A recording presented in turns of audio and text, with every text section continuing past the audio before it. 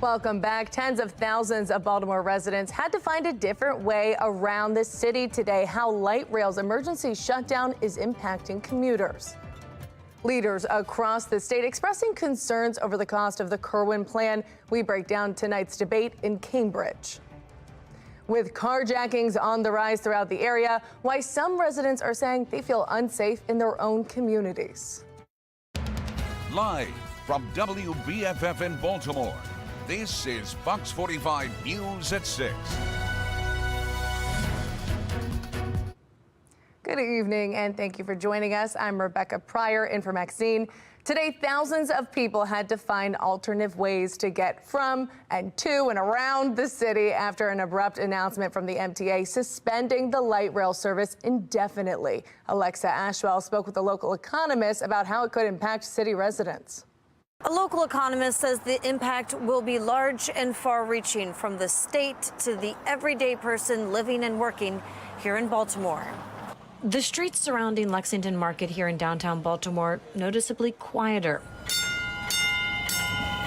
familiar noise and vibrations felt as the light rail passes through no longer, as people scramble to adjust. This is major. It's going to stop a lot of people from going to any job. To the sudden and indefinite suspension of the MTA service. I think they were blindsided. I've talked to a lot of people that really depend on the light rail, and so it's going to really affect the concert goers, the Ravens employees that can't afford to park in the city. So they jump on the light rail. Now, using buses is going to add another 20 to 30 to 1 hour onto their commute, and people are going to get frustrated, and they're going to opt not to work downtown. I mean, this was bad. Small business owner Beth Hawks says not only will the suspension of service impact the people who rely on the light rail to get to their job, but also the bottom line for many businesses. It's an easy way to get into the city and then venture out. And we're going to lose that. People are not going, it's going to really greatly impact the downtown businesses. This is not a decision that we've taken lightly. During yesterday's announcement, MTA officials explained that a fire from earlier this year has ultimately led to the need to inspect all 53 of its light rail vehicles, with no date set on when services will resume. That unknown leaving many feeling even more in the dark. Scared. We're scared. We need people downtown. Not great news for the MTA, not great news for the Baltimore consumer, not great news for the Baltimore visitor, not great news for somebody trying to find parking. It means a loss of revenue for the MTA, the Maryland Transportation Administration. In the longer term, it could also mean that. And of course, as you know, the governor has proposed major cuts to transportation. We've got a Ravens home game on Sunday. A lot of people use the light rail for that purpose. The effect is greater cost on our households or greater inconvenience. Officials say the shuttle buses at these light rail stops will be free, but admit it will take longer than the train. In North Baltimore, Alexa Ashwell, Fox 45 News. Now, the news of the light rail's emergency suspension comes just days after MTA announced $3.3 billion in budget cuts over the next 5 years. While officials say that the shutdown is not related to budget cuts, Senator Corey McRae questioned the announcement, saying in part, quote, "The news of light rail suspension further highlights a need to invest more in public transportation rather than taking away from it." Budget cuts are expected at the state level due to a multi-billion-dollar deficit. But at the local level, leaders are sounding the alarm about the hefty price tag on the blueprint for Maryland's future. Fox 45's Mackenzie Frost is in Cambridge tonight with the debate. We're hearing from leaders from all areas of the state say that the price tag for the Kerwin education plan is putting a strain on their current budgets. But the people behind the education plan in the first place say the money is there. The time has come for leadership in Maryland to pay the bill for the blueprint for Maryland's future. It's the education plan known as Kerwin. The lawmakers in 2021 overrode then Governor Larry Hogan's veto. The plan pumping $30 billion in additional tax money into schools statewide for the first decade, and then $4 billion more each year after. But with the state facing a funding hole, local jurisdictions are saying they don't have the funds. We can't afford all of this. Earlier this year in Baltimore City, Mayor Brandon Scott calling the Kerwin price tag, it was a gut punch. And Prince George's County leaders now agreeing. We've got this hefty bill to pay. We don't have the money to to pay it. Arguing the plans for improving educational outcomes are great in theory. The blueprint for Maryland's future is a worthy program, but it is ambitious. And it is one that requires substantially higher funding levels from those jurisdictions that are already struggling. Britt Kerwin, the man behind the plan, argues the funds are there. 85% of that money comes from the state. And the local share requires an 8% increase in current levels of funding over the 12 years. While Republicans remain skeptical. I wouldn't hold my breath on that. Maryland has tried to pour millions of dollars into the classroom before. It happened with Thornton, and school scores didn't improve. Throughout drafting the Kerwin plan, some lawmakers have called for more accountability measures to be included. And now, there's no transparency. Some leaders on the ground left to grapple with the soaring costs want ways to track this spending. They've got to have a plan that actually results in change. And they've got to be able to tell us this: if we put our money here, this is what you're going to get. And if we don't deliver it, the money will recycle. Friday, Governor Wes Moore asked about the potential for curbing the price tag of Kerwin. No, I mean, I can tell you for our administration, we believe deeply in the blueprint. Not a direct answer, but instead touting his support of the plan. While leaders across the state struggle to find ways to balance their budgets, the requirements to spend billions of more dollars in education remain in place. In Cambridge, Mackenzie Frost, Fox 45 News. We had a carjacking at the Starbucks, 6225 Charles Street. This is going to be a completed armjacking. He just played a gun, took his card. From Towson to Dundalk, police dispatch this week revealing the calls for help from county residents. Victims and residents alike telling Fox 45 they're alarmed by recent carjackings in their communities. In just the last week, Baltimore County Police arrested 4 teens for an armed carjacking at a Starbucks along North Charles Street. In Reisterstown, attempted car thieves appeared to target at least 3 cars, smashing windows and trying to hotwire vehicles. Police said that they were all Hyundais and Kias. And in Dundalk, just this afternoon, police arresting 2 18-year-olds for a string of carjackings and attempted carjackings. Residents telling Fox 45 News who they think is responsible for the crimes. Police say it's probably the kids, you know what I mean? They're the ones that's going around stealing cars. It's almost like the city is a virus. It almost seems like the city's getting bored and they're starting to just come out into the county. Now, auto thefts have exploded in both the city and the county. According to Baltimore police, more than 10,000 cars have been stolen in the city so far this year, and 220% jump over last year. And in Baltimore County, police report nearly more than 4,000 carjackings and attempted carjackings this year. That's a 189% increase. And if you have a stolen car story or you know someone who's been impacted by the spike in auto thefts, we want to hear about it. Just scan the QR code on your screen and tell us what happened, or send an email to news@foxbaltimore.com. Thank you, Rebecca. We have breaking news out of Washington, D.C. right now. A federal appeals court in D.C. largely upholds a gag order on former President Donald Trump in his 2020 election interference case with some changes. Now, that gag order was modified to allow Trump to make comments about special counsel Jack Smith, but he can be barred from making public statements targeting foreseeable witnesses, court staff, and prosecutors.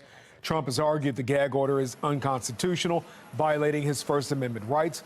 He could choose to appeal the ruling to the full court or to the Supreme Court. This is a developing story, so stay with Fox 45 for the latest updates on the air and online. Rebecca?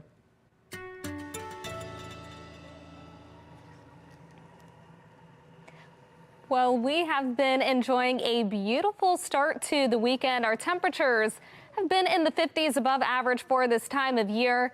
But we are getting ready for our next weather maker, and that will lead to the chance for showers, not just for us here in Maryland, but really along the East Coast, showers and areas of heavy rain. So if you have any plans to be outside on Sunday, if you're going to the Ravens game, you will want all of the rain gear as we get ready for a few inches of much needed rain. Now, we're already seeing some areas in green. These are flood alerts posted. These are flood watches that extend from here in Maryland along the eastern shore all the way up into Maine in preparation for that weather maker. Now that's going to move here on Sunday, but behind that system, we're back to the cooler winter-like temperatures. Coming up, I'll have a closer look at the timing of the rain and just how warm it gets this weekend in my Weather Authority forecast. Back to you. I'm Audrey Nashar in Washington with how Russia's invasion of Ukraine may have just been emboldened by a new announcement from Vladimir Putin. Wait. The teenager who shot and killed 4 of his classmates in Michigan back in 2021 will spend the rest of his life in prison. How the judge came to that decision and when his parents will face a jury. Fox 45 News, winner of 16 2022 Regional Emmy Awards, more than all other Baltimore news stations combined.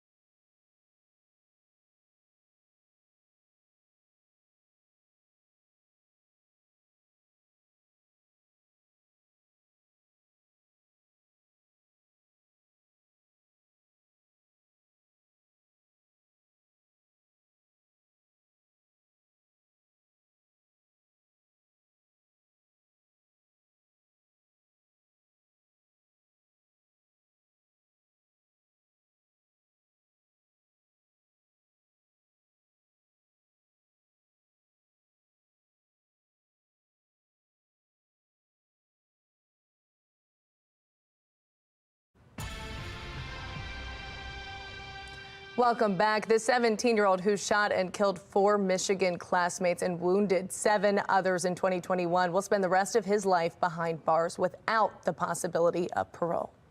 I am a really bad person. I have done terrible things that no one should ever do. Ethan Crumbly has pleaded guilty to 1 count of terrorism, 4 counts of first-degree murder, and 19 other charges last year. He was 15 at the time of the shooting. Michigan doesn't have the death penalty, and as a minor, he could have been granted the possibility of parole, but the judge says Crumbly does not show potential for rehabilitation. Survivors and loved ones of the victims gave emotional statements to Crumbly's face ahead of the sentencing. I am forever denied the chance to hold her or her future children in my arms. Because I came within your line of sight, you intended to kill me. Someone you didn't even know. I deserved to be a child that day. A student who made it to her class, not someone's target practice.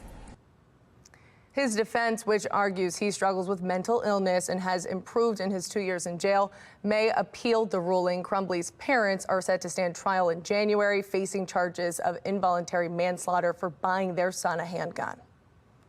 The White House is getting more aggressive in criticizing Israel's campaign in Gaza as the civilian death toll rises. U.S. Secretary of State Blinken says Israel needs to do more to avoid a humanitarian disaster on the ongoing war. The United States has made clear that Israel has to make maximum efforts to avoid civilian casualties, even as Hamas continues to use civilians as human shields. According to the Ministry of Health in Gaza, more than 17,000 people have been killed in the Israeli attacks as the war hits the 2-month mark. After a short pause, Israel has expanded its ground operations in southern Gaza. Humanitarian groups say 1.9 million people are at risk of being displaced, with nowhere safe to go as the fighting escalates. As lawmakers race to strike a deal on more aid to Ukraine, President Biden is reportedly considering getting behind new restrictions on the asylum process to move the bill along. That's according to Reuters, citing a source familiar with Biden's thinking. This as Congress is expected to depart for Christmas break in a week, possibly without a deal. The GOP refuses more aid without serious border changes, while Democrats say time is running out for Ukraine. Ukraine's very important. So is Israel. So is Taiwan. But nothing's more important to me right now than securing our homeland that's the most exposed to a terrorist attack and other bad things in modern history. We should not go home for the holidays without passing this urgent supplemental funding bill that would sustain Ukraine's fight against Russian aggression. Republicans say they want more than just increased border funding. They're looking for asylum changes as well. The White House says funding for aid will run out by the end of this year. Russian President Vladimir Putin announcing today that he is seeking another term in his country's March 2024 election. The news comes as U.S. officials expect the war in Ukraine to intensify. Sinclair national correspondent Adrian Lashar reports from Washington. He's led Russia for more than 20 years, but President Vladimir Putin wants more. Now, essentially guaranteeing he'll hold power until at least 2030 by saying he's running for re-election. What's different this time is Russian-occupied regions of Ukraine will participate in Russia's presidential election. It's not really an election so much as Putin looking to kind of affirm and strengthen his own position in fighting this war. Across Ukraine, people are bracing for wintertime attacks on critical infrastructure. Friday morning, these first responders in Kharkiv removed debris at one of the scenes of a Russian cruise missile strike, the first attack of its kind in nearly 80 days. Here in Washington, the White House is urging Congress to approve additional security assistance and quickly, painting a picture of the situation Ukrainian President Volodymyr Zelensky is in right now. You're looking out across that front and you see a lot of Russians.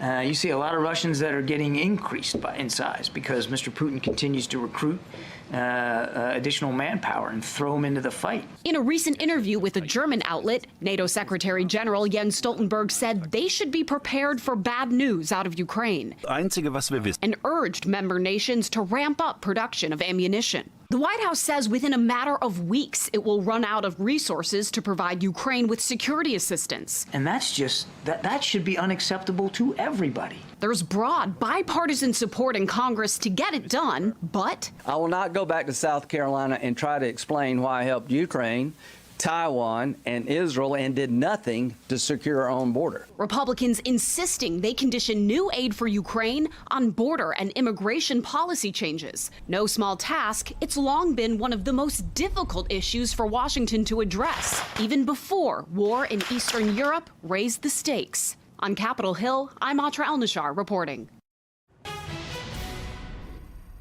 It's been a very nice day today as temperatures reach the upper 50s with plenty of sunshine, a nice change, but we're also getting ready for our next weather maker this weekend. 50 for the current temperature and clear. A great view of M&T Bank Stadium. If you'll be heading there later this weekend for the Ravens game, you will want the rain gear. Currently, though, we're nice and quiet around the state with temperatures in the upper 40s and the low 50s.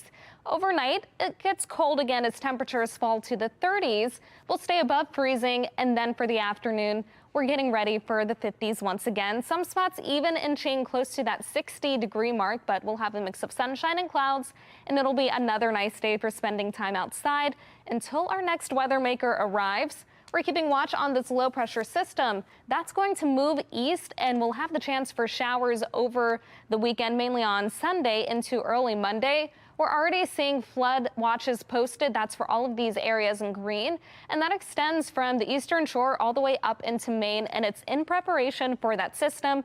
It's expected to lead to several inches of rain across the region. Tonight, though, we'll have more clouds moving in. We wake up to temperatures in the 30s and 40s. Then by the afternoon, highs reach the 50s with more clouds moving in. We start off Sunday morning, though, with areas of rain as that weather maker moves in. There could be some spots of heavy rain, and that rain is going to continue into the afternoon. This is around 1 p.m., so if you will be heading to the Ravens game, you want to make sure that you have all of the rain gear handy. There could be a couple of isolated storms causing delays, so just be prepared. In terms of rainfall, we're talking about 2 to 3 inches across most of the area, less than 2 inches for areas to the west. Coming up, I'll let you know when to expect drier and cooler weather in the exclusive 10-day forecast. Weather Window, presented by the National Weather Desk. Kelvin Helmholtz clouds appeared in the sky over Springfield, Illinois. They look like waves because winds at the higher elevation are moving faster than the winds at the lower elevation. The viewer that submitted this photo says they were feeding cattle near Bristol, Tennessee when this rainbow suddenly appeared. Utah's mountains remain ice and snow-capped following several feet of snow earlier this week. For more content like this, follow the National Weather Desk on Instagram.